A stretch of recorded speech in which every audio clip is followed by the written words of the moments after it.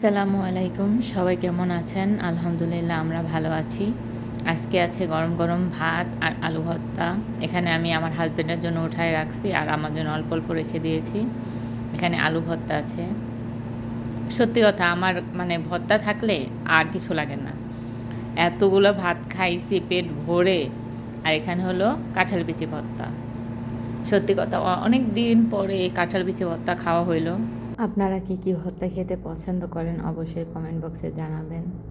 আর আমি নিয়ে যাচ্ছি ভাত, টিভি দেখতে দেখতে খাবো, তাই এখানে আমি একটু নিলাম। পরে দেখলাম না একটুতে মন ভরবে না, তা একটু বেশি করে নিয়ে নিলাম ভর্তা। তারপরে মেখে একটা লোকমা দিলাম।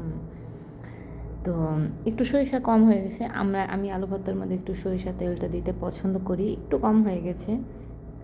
আর কাঁঠাল বিচি ভর্তা হাজব্যান্ড বলছিল একটু ঝাল দিয়ে বানাতে, এমন ঝাল দিছে কলজা মানে পুরো কলজা সুদ্ধা জ্বলে গেছে। আর এখানে আমি একটু জুস দিয়ে খাচ্ছি।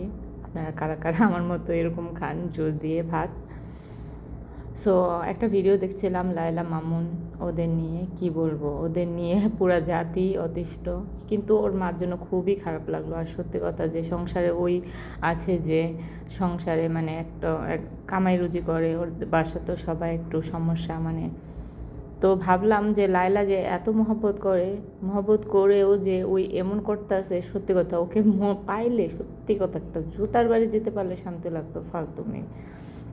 আর এখানে দেখেন ঝাল খাওয়ার পর একটু আইসক্রিম খাচ্ছে যাতে একটু ঠান্ডা লাগে, মানে মনটা ঠান্ডা হয়ে গেছে খাওয়ার পরে। আর ভিডিওটি ভালো লেগে থাকলে লাইক কমেন্ট সাবস্ক্রাইব করে আমার পাশে থাকবেন। আল্লাহ হাফেজ।